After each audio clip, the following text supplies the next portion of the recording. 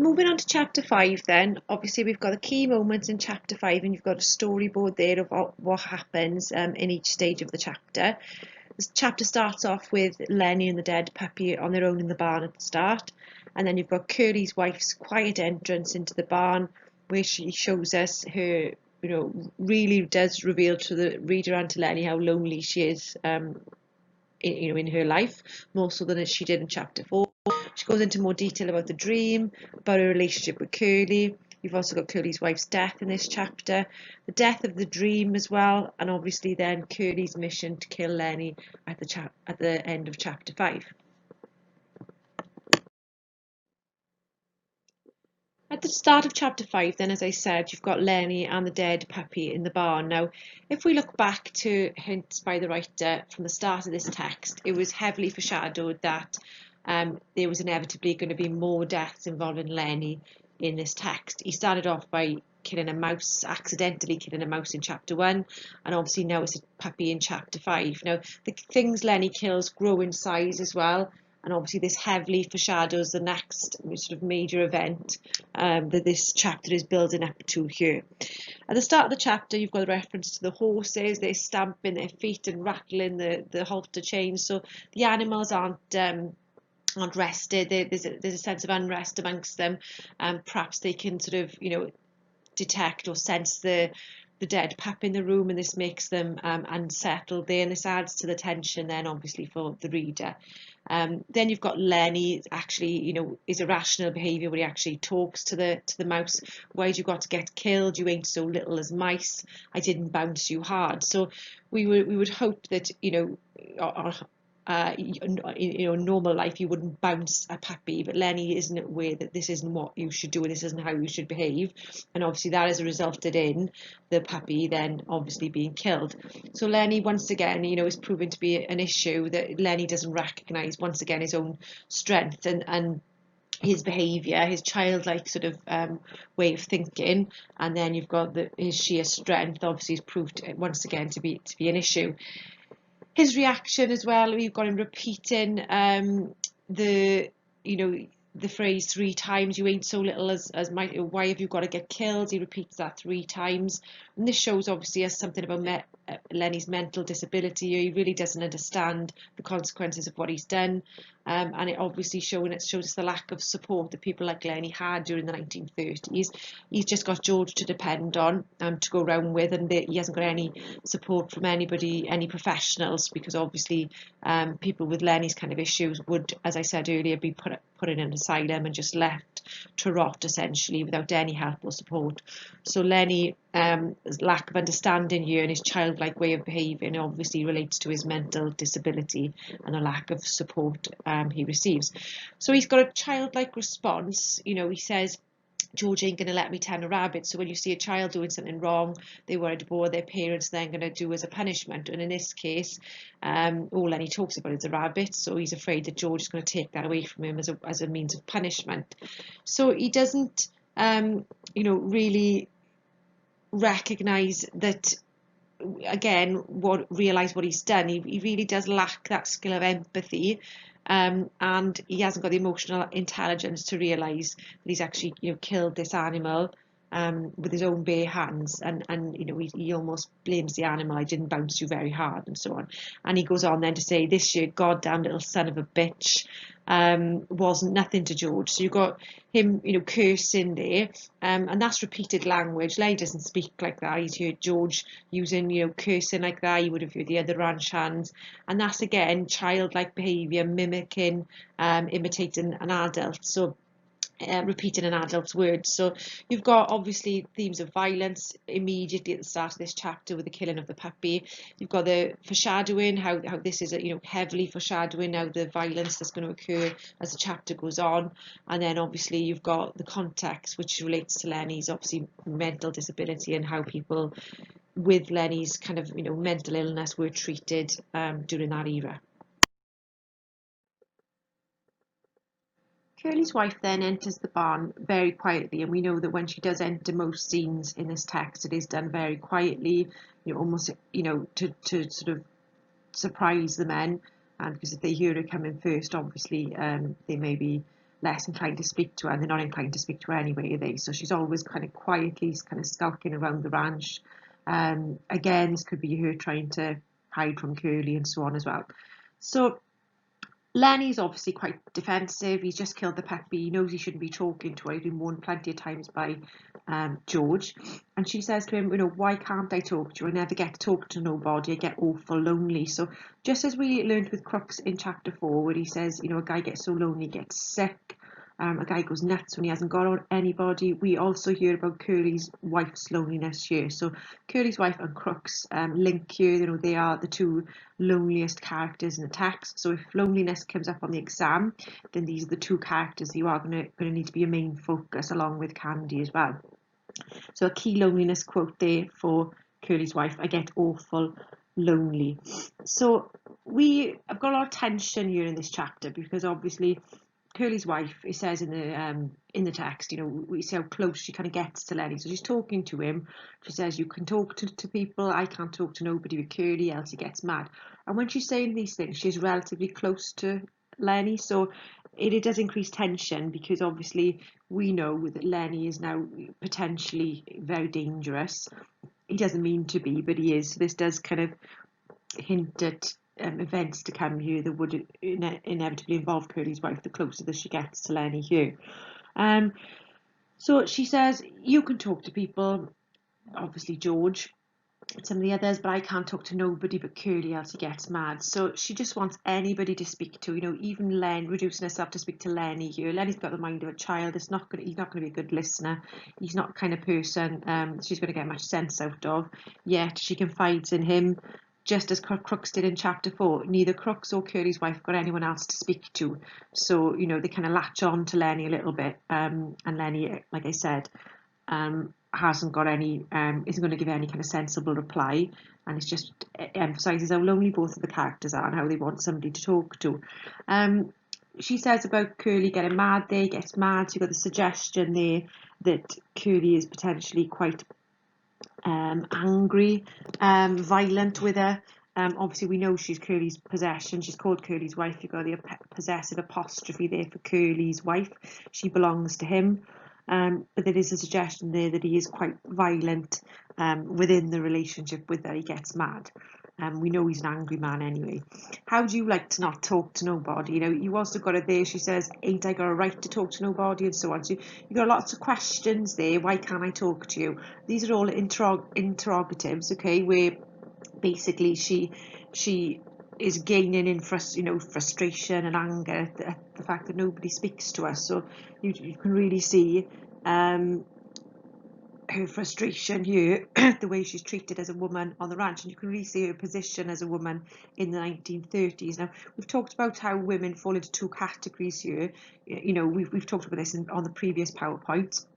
They get stereotyped, where you've got the traditional housewife or mother that takes on this kind of nurturing role, and I talked about wearing an apron and being in the kitchen and kind of tending to the family. And then you've got the opposite, then, that the women who kind of fall into this kind of sexual role, almost like a harlot. You've got these prostitutes that have been referred to in Susie's Place. And Curly's wife obviously isn't a prostitute, but she also isn't a traditional housewife. So she falls, doesn't fall into those categories very well. So, and this makes Curly's wife then be portrayed as trouble, getting them into a mess, a rat trap, jailbait, and so on. So she is sexually attractive and seen as somebody that they would want to have sex with. But obviously she's married to Curly, so this poses lots and lots of troubles for the men, and which is why they want to stay away from her, and they associate her then with trouble. She says to him, how do you like to not to talk to anybody? And then sort of Lenny immediately says how he shouldn't be speaking to her, because he knows George's warnings and how he's not going to be able to tend the rabbits, and that's his main concern. If he carries on speaking to Curly's wife. And then she kind of reassures him in the same way as an adult would reassure a child. Don't you worry about talking to me. The men are playing horseshoes outside. Nobody's going to come in. Don't you worry about that. So she reassures him in almost a real childlike way. She then goes on to get angry because Lenny still knows he shouldn't be speaking to her. What's the matter with me? Even angrier than she already is. Ain't I got a right to talk to nobody? What do they think I am anyways? She talks about rights here in the same way that Crooks talks about rights. So these are the two characters who are potentially, the powerless kind of characters in the book, along with Candy. But she's talking about rights, obviously, as a woman there, because she's treated with inequality. And Crooks is talking about rights as a black man, because obviously he's treated with inequality as well. So both of these characters are going to link into the theme of prejudice here. She's treated that way because she's a woman, and Crooks then because he's black. And obviously two characters that are heavily associated with loneliness and isolation and so on. She also says, what do they think I am anyways? Now, she's not going to want to know the answer to that question, is she? And it does show that she's quite young and naive and doesn't really recognise exactly what the men think of her on the ranch, and she doesn't really know the ways of men quite as much, particularly men working on ranches. She's not from a ranch. She hasn't worked on a ranch before. She hasn't lived on a ranch before. She's from a town in Soledad with her parents, and she's not really used to these kind of men, and she doesn't really know that they're referring to her as things like bitch, rat trap, poison, get them into a mess, trouble, and jailbait, and so on. So she doesn't really recognise that, showing her kind of naivety and youth more than anything. So she says, seems like none of them cares how I gotta live. So she's right there. They really don't care about Curly's wife, and neither does her husband. He's brought her to this ranch completely unprepared and young she is, and obviously having a very sad life as a result of it, and they are newly married as well, so she would probably been better off staying where she is. So Curly's wife really shows us the position that women were in this era, definitely, how they're in two roles essentially. The women we've got in this text are Aunt Clara, who's died. She's Lenny's aunt, and she falls into that stereotypical traditional housewife, mother, and kind of nurturing role. And then you've got the prostitutes, who would be associated with almost the portrayal of women as harlots, where they obviously are selling sex, selling their bodies, for sex, for money, and so on, and they're all to do with lust and sexuality. But Curly's wife falls somewhere in the middle of those two, doesn't she? She's not a prostitute, definitely not. There's no suggestion that she is, but the men on the ranch obviously treat her almost as if she is, because she doesn't fall into a stereotypical role that your Aunt Clara would then. So she's obviously isolated as a result of this, and obviously made to feel inferior on a ranch with all of these men.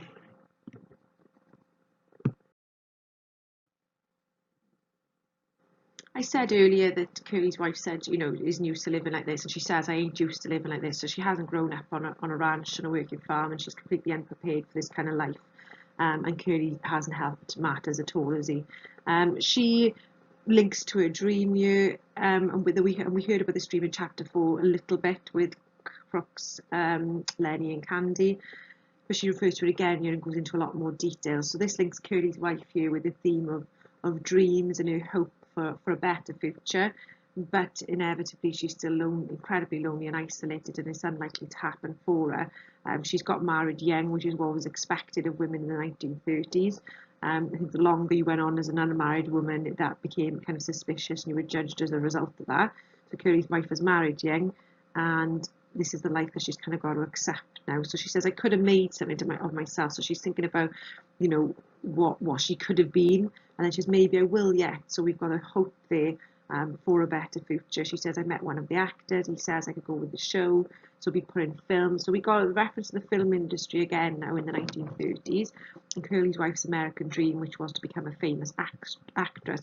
These women's roles on the television were really glamorized and seen as something to aspire to, particularly sort of young, attractive girls like Curly's wife. But obviously, this is unattainable for her. It's likely that these men weren't telling her the truth, were using her, and so on.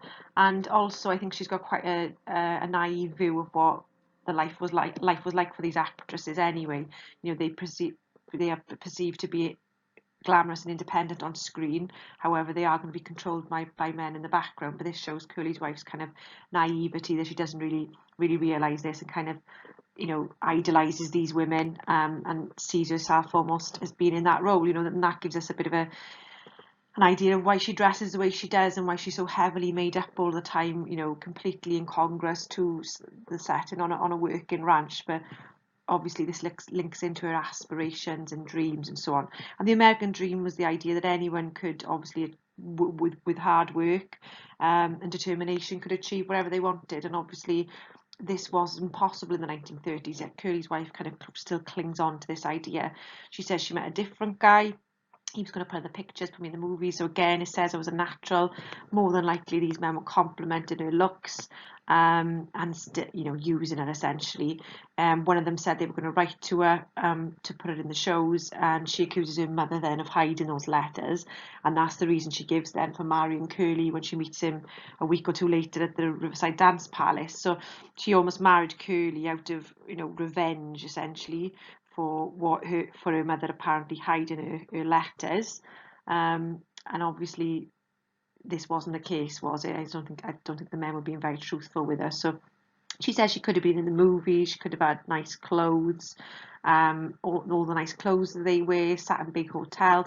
So she does show kind of she only sees it as being a glamorous role, and she's quite materialistic. This is the side that appeals to her.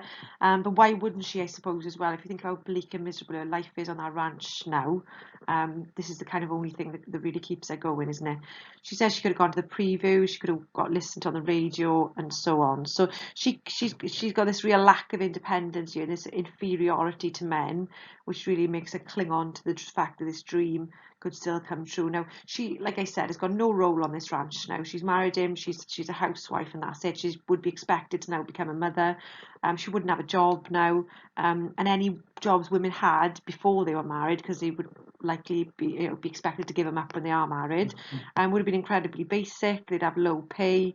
They're not really seen as workers, and after they're married, certainly not. So Curly's wife's got very little to look forward to, which is why, like I said, she clings on to this idea of this American dream that she has.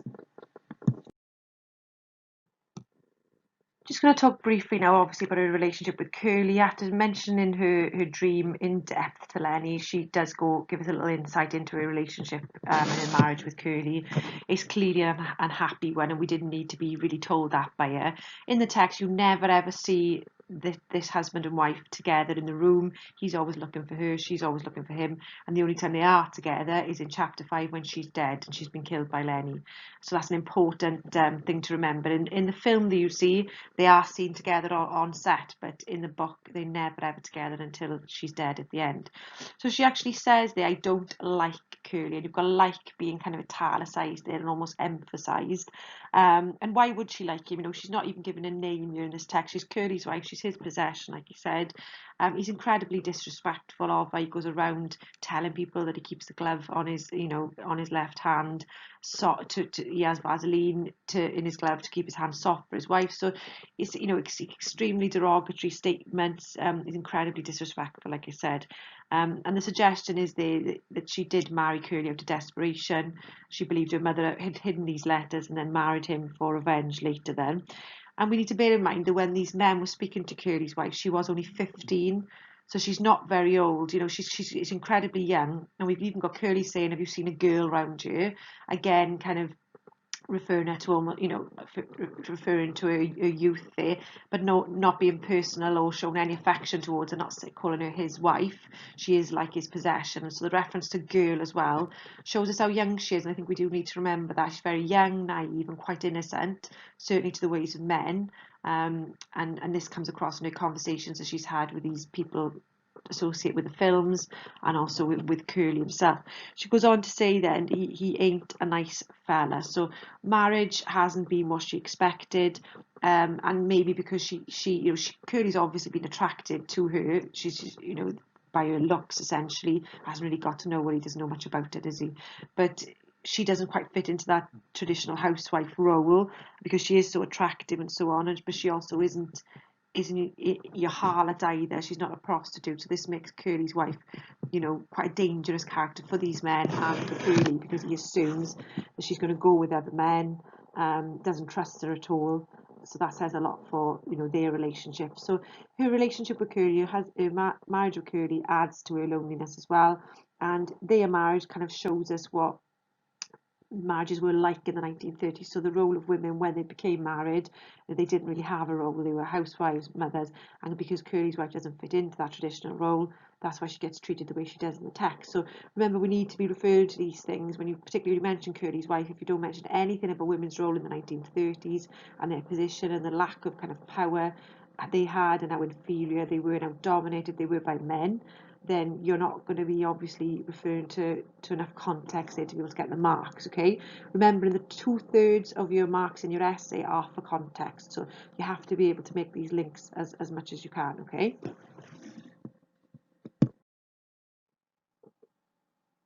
After the discussion about Curly and Curly's wife's relationship and how unhappy she is, the tension obviously increases. Now, we already know, as I said earlier, she's quite close to Lenny at this point, and if you look closely at the text in this chapter now, she gets closer and closer until she's kind of right next to him. Lenny sort of starts talking about his love of petting nice things, and she starts talking about how lovely her hair is, and how she likes to stroke her hair because it's so soft.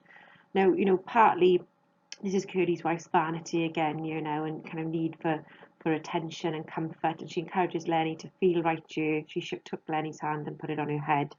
Now, obviously, we are incredibly tense as a reader here now because there was heavy foreshadowing here.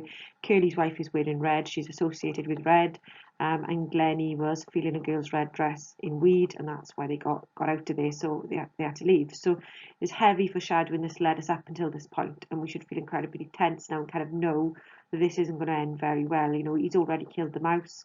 The pup has been a real bad omen from the start of this chapter. And now it's moved on to Curly's wife. And the things that he kills grow in size. Mouse, puppy, person, okay? So she says, oh, that's nice. And he stroked harder. So again, the tension is mounting until suddenly he's in a panic. He's been too rough. He doesn't recognise his own strength. Exactly like he did with the pup, but he's bouncing up and down. He's gone much too hard with Curly's wife. And he's in a panic now. As I said previously in a different PowerPoint, like an animal that, clings on to something and refuses to let go. So if an animal kind of attacks a child, they seem to not be letting go. Some breeds of dogs particularly, and Lenny's very similar. When he's in a panic and a fright, he clings on like he did with the dress, and he hangs on to Curly's wife. So at this point now, obviously she starts screaming with fear and terror, and Lenny's hand then closed over her mouth and nose. Now, obviously, we know that Lenny's hand has been associated with bear imagery in the past. He's been described as having paws for hands to emphasise their sheer size and strength.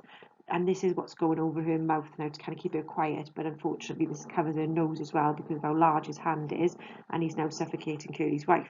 So you've got lots of descriptions there with verbs, adverbs and adjectives to describe Curly's wife's reaction, violent and panic-stricken reaction to what Lenny's doing to her, and she knows what's going to come, doesn't she? She struggled. So you've got the verb struggle there, adverb violently, to a desperate attempt to save herself. Her feet are battered, described as being battered because she's trying that hard to be free of Lenny. She writhes, so she's moving quite quickly and struggling to get free of him. She's not going to, is she? She's no match for Lenny. It was a muffled screaming because obviously his hands over her face. So this is incredibly shocking and almost the climax of the story here. Her cry is hoarse, she's struggling, her eyes are wide with terror, and the word struggle then is obviously repeated twice. So if we were looking at this as an extract question, you would really need to zoom in on these verbs and adjectives and adverbs and so on. But ultimately, obviously, what that led to then is the death of Curly's wife. He shook her, he's suffocated her, and then broken her neck. So her body flopped like a fish. She was still, for Lenny had broken her neck. So Curly's wife has died at this point now, and like I said, it was heavy foreshadowing that led us up until this point. And the pace of the text completely slows down here. You had lots of those, adjectives and adverbs and verbs really built up the tension and were really fast paced previously, and now it slows right down. He shook her and her body flopped like a fish, and then she was still. It was all, very slow paced and still and quiet and calm, because obviously the struggle is over. She's dead.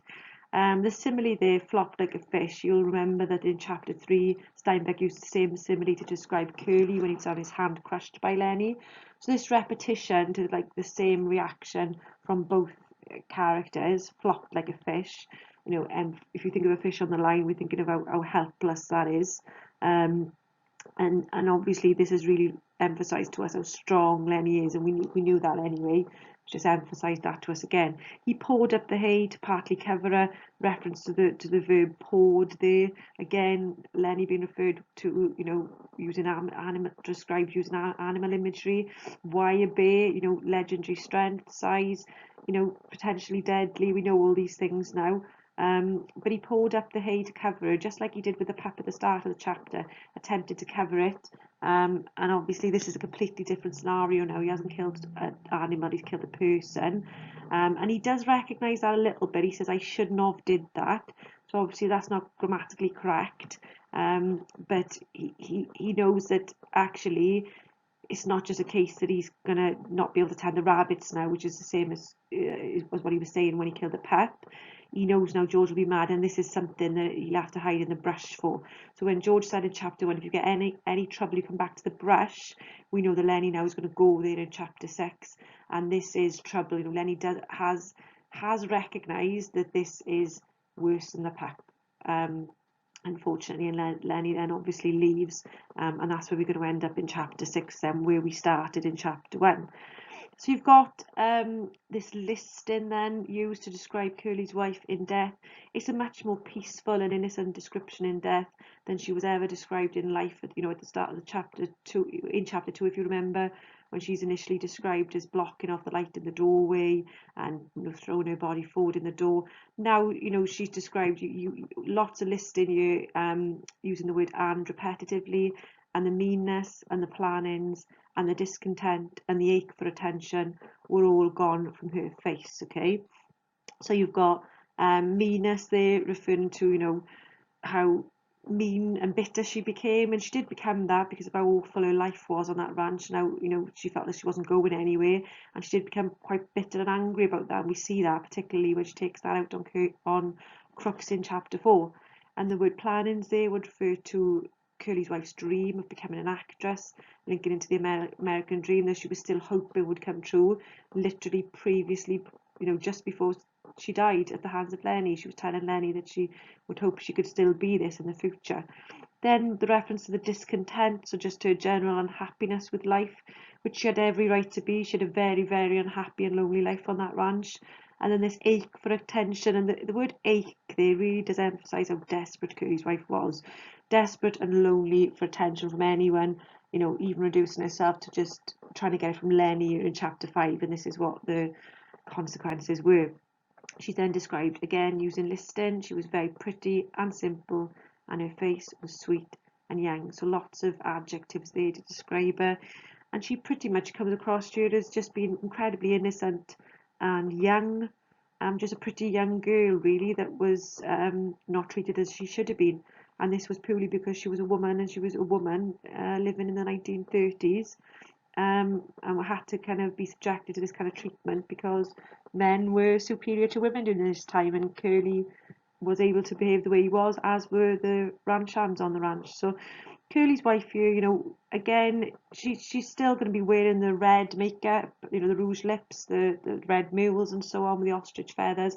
The description is entirely different now. She's much more innocent and peaceful and in death than she ever was in life. And we do get the impression that's all she ever was just this young girl, as opposed to this kind of dangerous being associated with sexuality and lust and so on that we see in chapter 2. And we had that impression pretty much from the characters before we even met her, from Candy, then from George, from Whit, and so on. And obviously she's finally at peace in this part of the novel now she's dead. So the themes here are obviously going to be violence, and like I said, there's an underlying violence throughout this text, but obviously this is, if you had a question on violence and a mice and men, you have to be mentioned in this part of the chapter clearly. You've got the contest links to women in the 1930s, things we've already mentioned here now, how they were made to be made to be inferior to men. It was incredibly sexist era, and that's why she had the unhappy life that she did. And obviously the mental disability is going to link to Lenny here. Obviously not knowing again his childlike ways and underestimating his sheer strength have led Lenny down a dangerous path again, and he's obviously taken it one step further this time now. And the things he kills again, it's all been foreshadowed in the text. The red dress links to Curly's wife, and obviously the mouse, the puppy, and now Curly's wife in this chapter here. So the moment Curly's wife dies, then so does the idea of the dream farm. So the dream essentially dies with Curly's wife, and Candy obviously recognises this immediately. So we've got the theme of dreams here and the link to the American dream, and obviously up until this point Candy was going to put his money in with George and Lenny, and now obviously he spoke his greatest fear, which is that is not going to come true. You and me can still get that little place, can't we, George? You and me can go and live nice, can't we, George? Can't we? It's got the repetition of the words can't we there, and George's name and the three interrogatives there. So desperate from Candy there, how desperate he is to still want this dream, to make this dream happen. And this is the first thing that he's concerned with. He's not concerned about Lenny or Curly's wife. It's about whether or not they can still go ahead with that dream. And saying George's name and repeating it so many times shows how much how desperate he is and how much reassurance he needs from George. This can still happen. But before George even answers, Candy dropped his head and looked down at the hay. He knew. So he knew it was a fruitless task, really, to be asking if they can still go ahead with this, because it's obvious that they obviously can't. Okay, George doesn't even need to answer. So George then says, I think I knowed from the very first, I think I knowed we'd never do her. So I think deep down, perhaps George didn't want to admit it, but he knew that the dream wasn't going to come true. There are suggestions and hints that George didn't fully believe in this dream as well. Even from chapter 1, when George is in the middle of telling the story of the dream farm, he stops himself and says, I've had enough. It's almost like he never fully allowed himself to get carried away with the idea of the dream, because he didn't know whether or not it would come true. And here he really does resign himself to the fact that they wouldn't be able to attain it. Now, Candy's still got that money in the bank.